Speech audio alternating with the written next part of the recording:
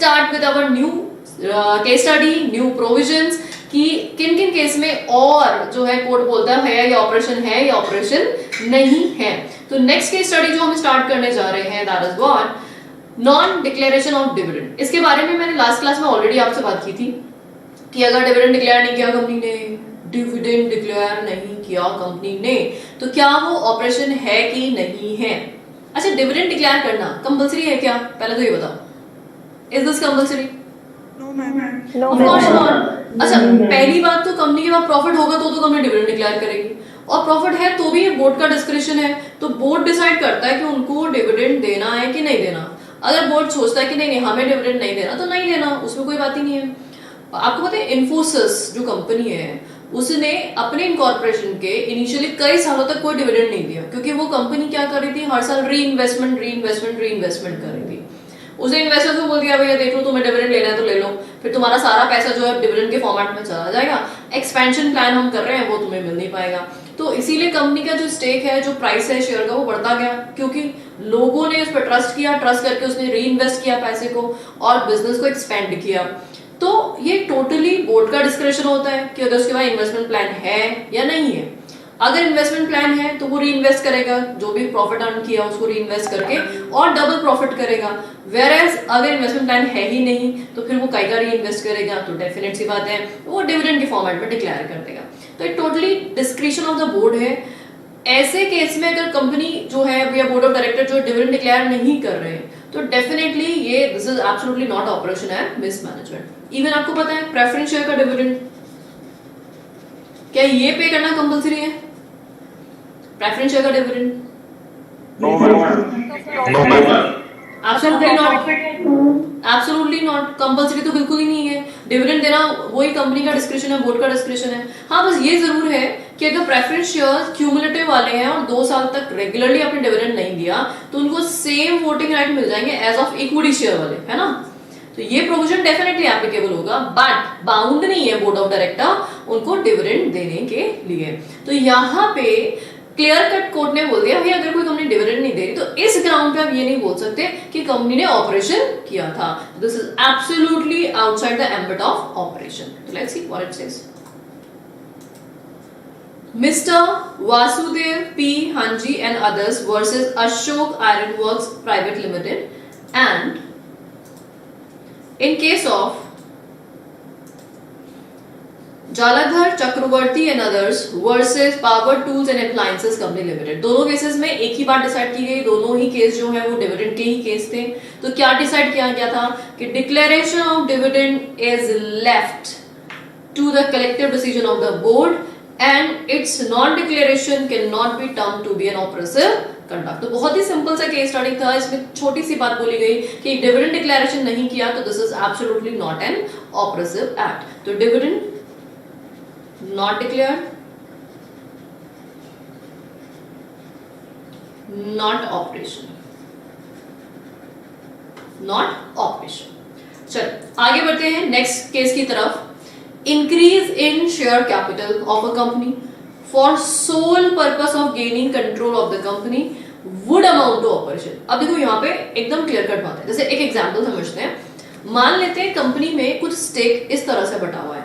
एक कंपनी है, कोई भी कंपनी ले लेते हैं, उसमें A, B, C, D ये 4 लोग मेंबर्स हैं। यहाँ पे A जो है लेट सपोज उसके पास कंपनी का 10% स्टेक है, बी जो है उसके पास कंपनी का 30% स्टेक है, सी जो है उसके पास भी 30% स्टेक है, और जो डी है उसके पास भी 30% स्टेक है। तो इस तरह से यहाँ पे ए बी सी डी ये 4 अलग अलग लोग हैं और इनके पास डिफरेंट परसेंटेज ऑफ स्टेक उन्होंने एक्वायर किया हुआ है। अच्छा, अभी इस सिचुएशन में अगर देखा जाए तो ए के पास जो स्टेक है वो गुड फॉर नथिंग है, 10% स्टेक ही है उसके पास सिर्फ, वेरस बाकी सारे लोग मिलकर के 90% स्टेक एक्वायर कर रखे हैं।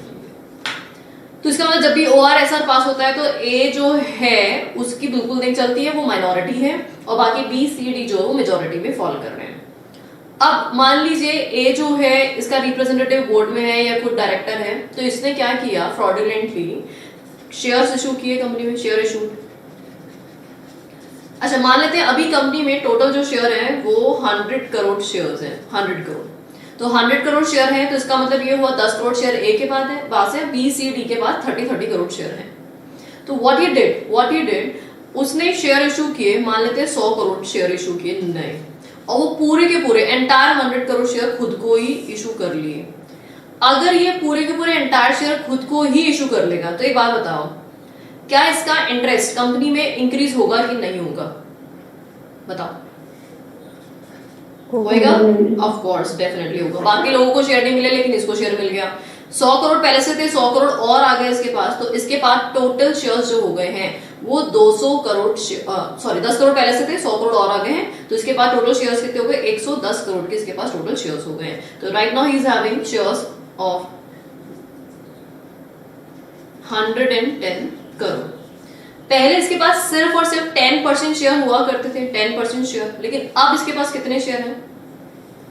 बहुत ज्यादा शेयर है, 55% अप्रोक्सीमेटली शेयर होगा इसके पास। 200 करोड़ शेयर में से 110 करोड़ के शेयर अकेले मिस्टर ए के पास हैं, तो इसका मतलब he is holding 55% stake in the company. He is holding 55% stake in the company. तो अब एक बात बताओ, क्या यहाँ पे इसका इंटरेस्ट चेंज हो गया है? माइनॉरिटी से मेजॉरिटी बन गया है ये? Yes ma'am. ऑफ कोर्स बन गया है। तो माइनॉरिटी से मेजॉरिटी बनोगे तो अच्छा काम कर रहे हो कि गंदा काम कर रहे हो? ऑफ कोर्स बहुत बेकार काम किया आपने, आपको ऐसा नहीं करना चाहिए था। तो अगर आप ऐसा कोई भी काम करते हो जिसकी वजह से बाकी लोगों का इंटरेस्ट जो है वो अफेक्ट हो रहा है, पहले जो लोग कंट्रोलिंग पावर एक्वायर कर रखे थे कंपनी में, अब कंट्रोलिंग पावर कोई और एक्वायर कर रहा है, अब मिस्टर ए जो है वो कंट्रोलिंग स्टेक एक्वायर कर रखे हैं कंपनी में, तो डेफिनेटली यहाँ पे मिस्टर ए ने जो काम किया है वो ऑपरेसिव माना जाएगा। अच्छा मान लो अगर मिस्टर ए जो है वो ये शेयर इशू करता with the consent of B C D, तब क्या ऑपरेसिव होता है? नो मैम, तब बिल्कुल ऑपरेसिव नहीं होता। बिल्कुल एब्सोल्युटली करेक्ट बात है। देखो एक चीज क्लियर कट है, शेयर इशू करना गलत नहीं है, लेकिन इन लोगों की कंसेंट के बिना, इन लोगों के इंफॉर्मेशन के बिना फ्रॉडुलेंटली सिर्फ अपना स्टेक बढ़ाने के लिए शेयर इशू करना ये गलत बात है। तो अगर आप अपना स्टेक माइनॉरिटी से मेजॉरिटी लेके जा रहे हो या अपना स्टेक और बढ़ा रहे हो, किसी भी वे में आपका परसेंटेज जो वो चेंज हो रहा है, तो इन दैट केस आपको एग्जिस्टिंग मेंबर्स से पूछना चाहिए था। बिना उनके परमिशन के आप ऐसे कैसे कर सकते हो? जैसे आपको पता है, आपने कंपनीज एक्ट में अगर गलती से पढ़ा और याद हो आपको राइट इशू के बारे में, राइट इशू के बारे में सुना है क्या? Yes ma'am. क्या होता है राइट इशू का मतलब? एग्जिस्टिंग बिल्कुल, पहला ऑप्शन हमेशा किसको दिया जाता है? एग्जिस्टिंग शेयर होल्डर्स को दिया जाता है। दैट मींस अगर कंपनी जब भी फर्दर इशू लेके आएगी तो पहला ऑप्शन एग्जिस्टिंग होल्डर्स को देगी ताकि सबको जो है प्रोराटा ऑप्शन मिल सके। अब अगर मान लो कुछ लोग अपना शेयर जो है वो एक्सरसाइज नहीं करते, मना कर देते हैं, भाई ऑप्शन है तो ऑप्शन में एक्सेप्टेंस भी होता है, रिजेक्शन भी होता है, रिनंसिएशन भी होता है। अब अगर किसी पर्सन ने ऑफर को रिजेक्ट कर दिया या किसी पर्सन ने ऑफर को रिनंस कर दिया, रिनंस, तो अब ऐसे केस में अगर किसी पर्सन का स्टेक बढ़ रहा है तब तो कोई दिक्कत नहीं है, ये तो ऑफर सबको गया था राइट इशू का।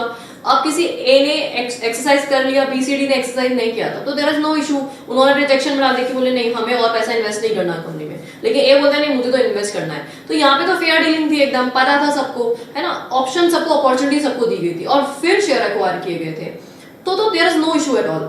लेकिन अगर आप ऐसा कोई राइट ऑफर दे ही नहीं रहे, है ना ही एग्जिस्टिंग मेंबर्स से परमिशन ले रहे हो, कुछ नहीं कर रहे और स्ट्रेट अवे आप सिर्फ खुद को ही शेयर अलॉट कर ले रहे हो, तो दिस इज व्हाट ऑपरेशन, क्योंकि इससे अदर जो भी मेंबर्स हैं उनके इंटरेस्ट पे हमेशा हमेशा इंपैक्ट पड़ जाएगा। वो हमेशा हमेशा के लिए कंपनी से कंट्रोलिंग स्टेक लूज कर देंगे और वो माइनॉरिटी बन जाएंगे। तो यहाँ पे ए का जो एक्ट है वो definitely it will be treated as oppression. कोई शक है इसमें? ये बात समझ में आ गई सबको? Yes ma'am. है ना? तो हमने यहाँ पे क्या बात की है, Dale and Carrington investment private limited versus PK Parthapan and others. तो यहाँ पे इस केस में ये डिसाइड किया गया था कि अगर कोई भी शेयर होल्डर जो कंपनी में डायरेक्टर या कोई ऐसी डेजिग्नेशन होल्ड करता है, उसने सिर्फ खुद को ही शेयर अलॉट करवा लिए हैं और माइनॉरिटी से मेजॉरिटी बन गया है, तो डेफिनेटली इससे लोगों के इंटरेस्ट में इंपैक्ट पड़ रहा है, तो this will amount to oppression. तो लेट्स सी लैंग्वेज क्या बोलता है। The Supreme Court held that increase of share capital of a company for the sole purpose of gaining control of the company, where the majority shareholders is reduced to minority. majority shareholders is reduced to minority. तो जो बेचारे पहले majority हुआ करते थे अब minority बन गए, क्योंकि minority ने खुद को काफी stake जो है वो allot करा दिया है. Would amount to operation. The director holds a fiduciary position and could not on his own behalf issue shares to himself. तो यहाँ पे जो fiduciary आप कैपेसिटी में हो, आप पे लोगों ने ट्रस्ट किया है, ट्रस्ट करके आपको कंपनी का डायरेक्टर बनाया, तो आप उस पोजीशन में पहुंच करके अगर उस पोजीशन को मिसयूटिलाइज करते हो और सिर्फ खुद को शेयर अलॉट कर लेते हो, तो definitely this is going to be treated as oppression. देखो भाई, हर कोई पर्सन जो पोजीशन पे होता है तो वहां पे प्रोबेबिलिटी बहुत ज्यादा होती है कि वो अपनी पोजीशन को मिसयूज कर सकता है. अगर मिसयूज नहीं कर रहा है, फेयर डीलिंग कर रहा है, तब तो बहुत ही अच्छी बात है. लेकिन अगर मिसयूज कर रहा है और लोगों के इंटरेस्ट पे एडवर्स इंपैक्ट डाल रहा है, तो बिल्कुल सही बात नहीं है, डेफिनेट सी बात है. यहाँ पे it will be treated as oppression. In such cases, the oppressor would not be given an opportunity to buy out the oppressed. तो यहाँ पे कोर्ट ने बोला कि ये एक्ट क्या माना जाएगा, ऑपरेसिव एक्ट माना जाएगा. तो केस क्या हुआ हमारा, जिसमें minority is converted to majority and majority is converted into minority. क्या ये केस क्लियर है सबको? Yes. सबको समझ में आ गया अच्छे से? जाग रहे सब लोग? अच्छा, ठीक है, वेरी गुड. अच्छा, हमने दो केसेस अभी पढ़ लिए अभी में. पहला केस कौन सा पढ़ा? डिविडेंड. तो डिविडेंड डिक्लेरेशन नहीं करना ऑपरेशन है क्या? नहीं है, बिल्कुल सही बात है. दूसरा क्या पढ़ा हमने, जिसमें तो यहाँ पे जो इंक्रीज इन शेयर कैपिटल की गई थी वो माइनॉरिटी को मेजॉरिटी में कन्वर्ट करने के लिए की गई थी, और बेचारे मेजॉरिटी जो थे वो माइनॉरिटी में कन्वर्ट हो गए हैं. तो ये ऑपरेसिव एक्ट माना जाएगा. चलिए, अब है नॉन अवेलेबिलिटी ऑफ रिकॉर्ड या नॉन मेंटेनेंस ऑफ रिकॉर्ड्स. तो इनके कंसर्न में दो तीन जो है सिचुएशन दे रखी, केस सेम ही है सब में. देखो, चंद्र Krishna Gupta versus Panna Lal Girdhari Lal private limited. अच्छा, से फॉर एग्जाम्पल आज ऐसा बोलूं मैं कि कंपनी के रजिस्टर्ड ऑफिस पे कंपनी ने अपनी बुक्स मेंटेन नहीं की. स्टैट्यूटरी बुक्स होती है ना कंपनी की, स्टैट्यूटरी रजिस्टर्स नाम सुना होगा अगर आप लोगों ने. स्टैट्यूटरी रजिस्टर होते हैं और एक स्टैटिस्टिकल रजिस्टर्स होते हैं. स्टैट्यूटरी जो आपको एज पर लॉ मेंटेन करना मैंडेटरी होता है. कोई दो चार नाम बता सकते हो क्या मुझे स्टैट्यूटरी के? Register of मेंबर्स और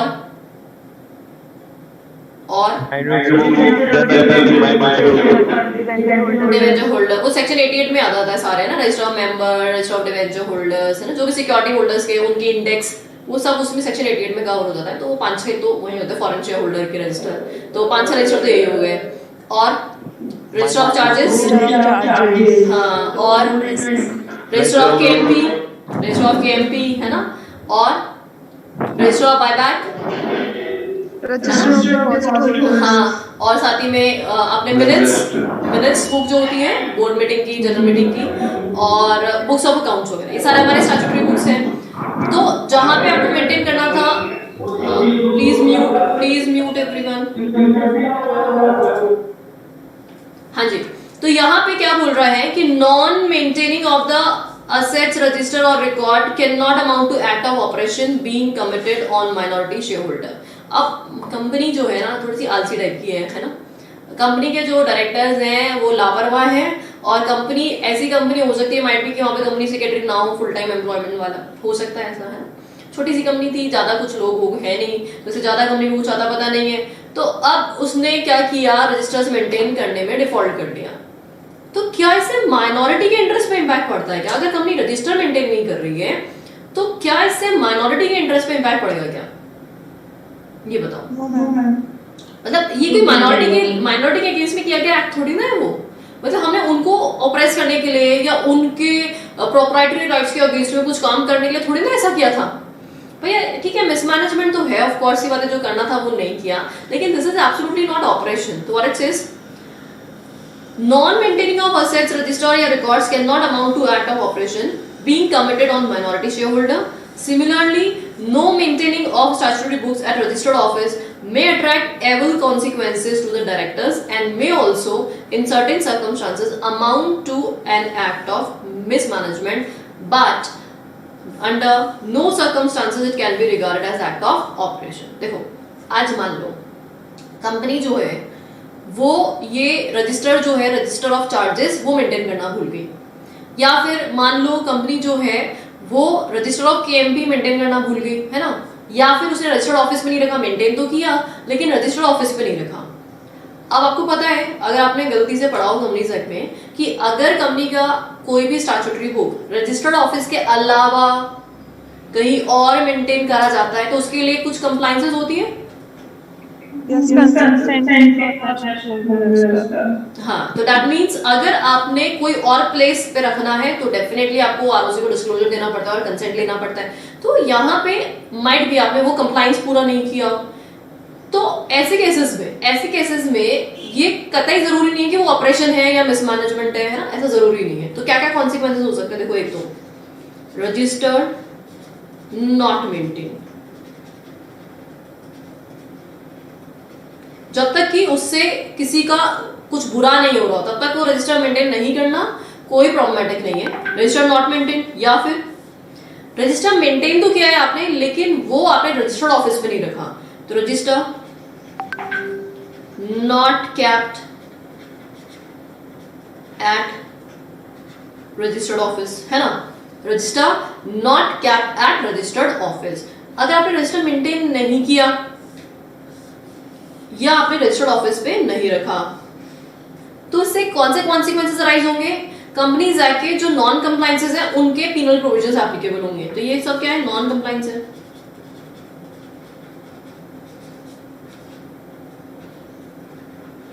अंडर कंपनीज एक्ट, तो कंपनीज एक्ट की जो पेनल्टी वेनल्टी वो लग जाएगी आपके पर, भाई आपको रजिस्टर मेंटेन करना था आपने मेंटेन नहीं किया। अब ये जो रजिस्टर मेंटेन नहीं किया है इसमें हद मार के क्या हो सकता है, आपको यहाँ पे मिसमैनेजमेंट कंसिडर किया जा सकता है। मिसमैनेजमेंट हो सकता है, वो भी जरूरी नहीं कि हर केस में हुई हो, मिसमैनेजमेंट जरूर माना जा सकता है।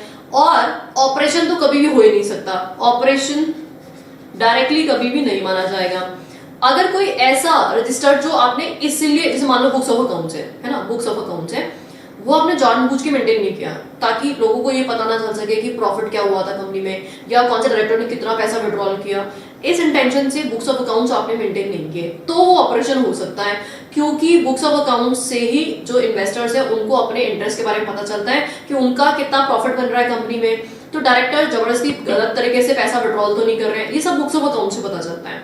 अब अगर मान लीजिए बुक्स ऑफ अकाउंट्स कंपनी ने मेंटेन नहीं किया या छुपा के रख दिया कहीं भी, तो ताकि लोग अचानक से आकर उसको चेक ना कर सके, है ना, तो ऐसा कुछ कंपनी कर रही है तो might be there is a probability कि उसको हम क्या मान ले, ऑपरेशन मान ले।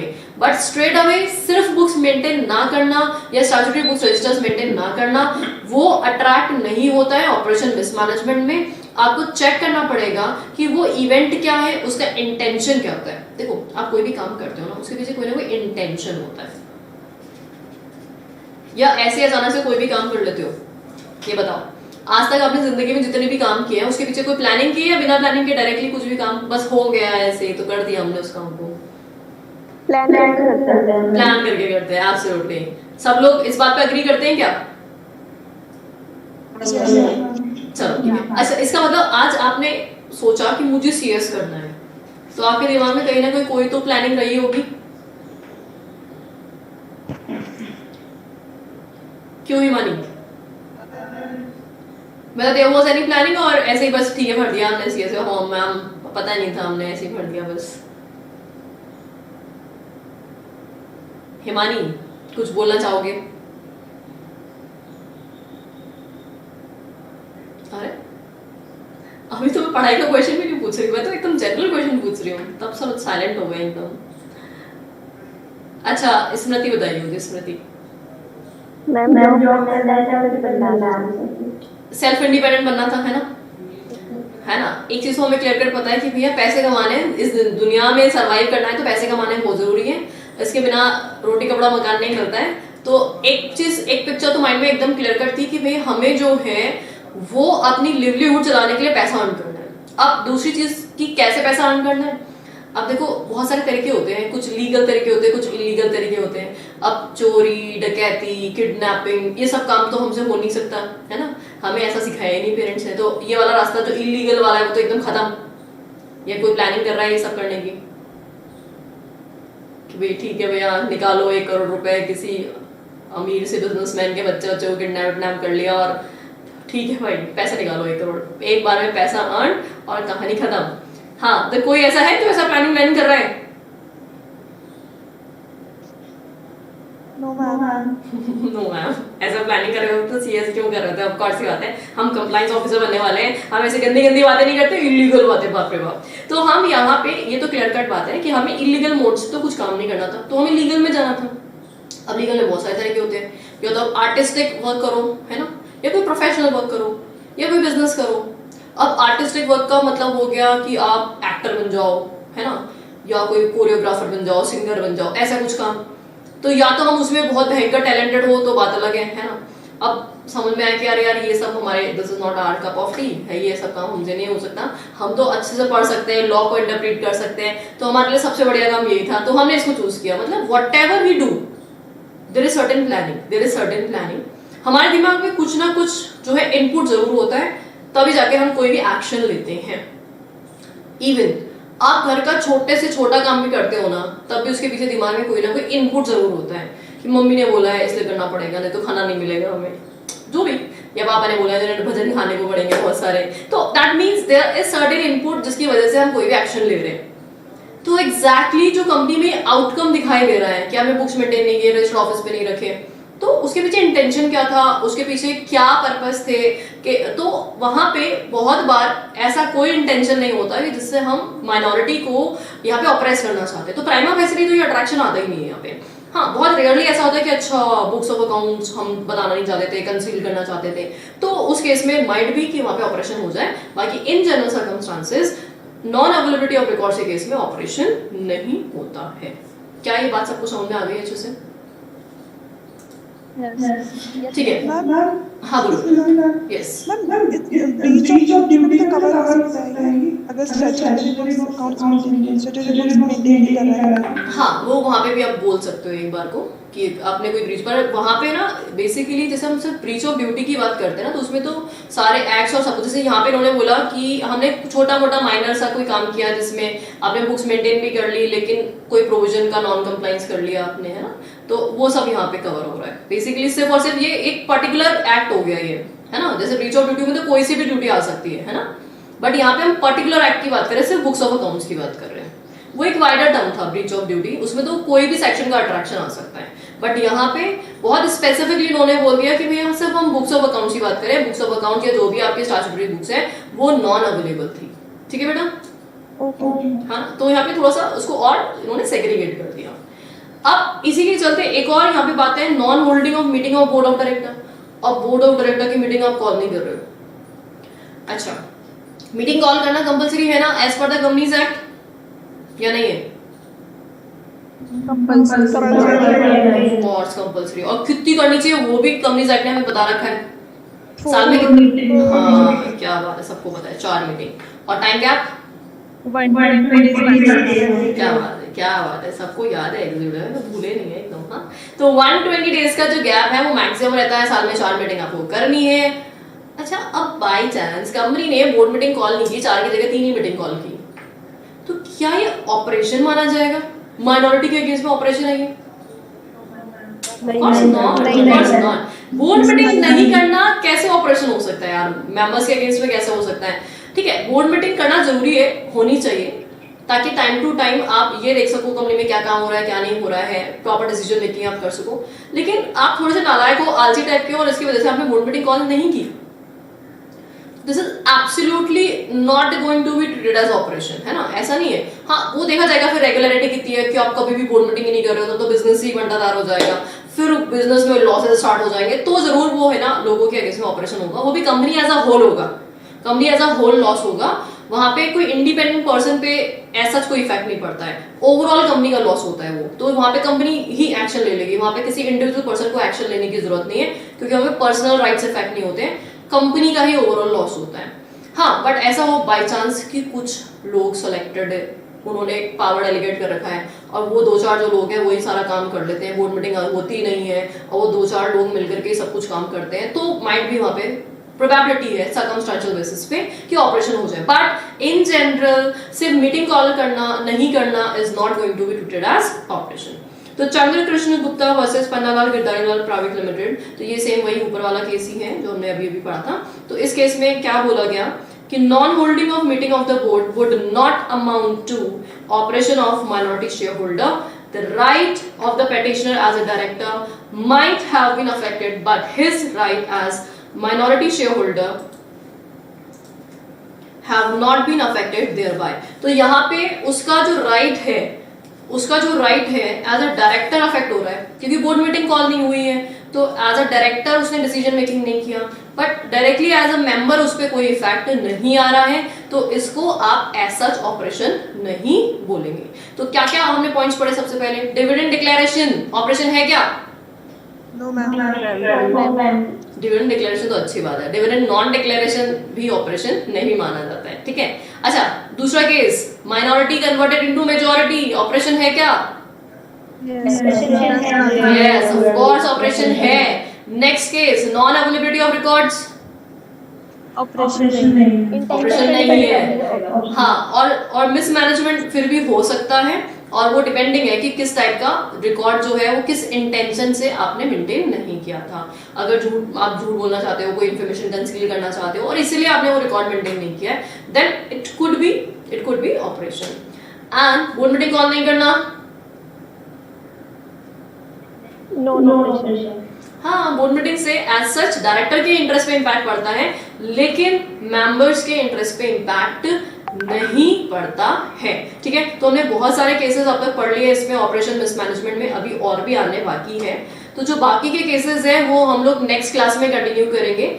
आज क्लास को मैं यही वाइंड अप करूंगी।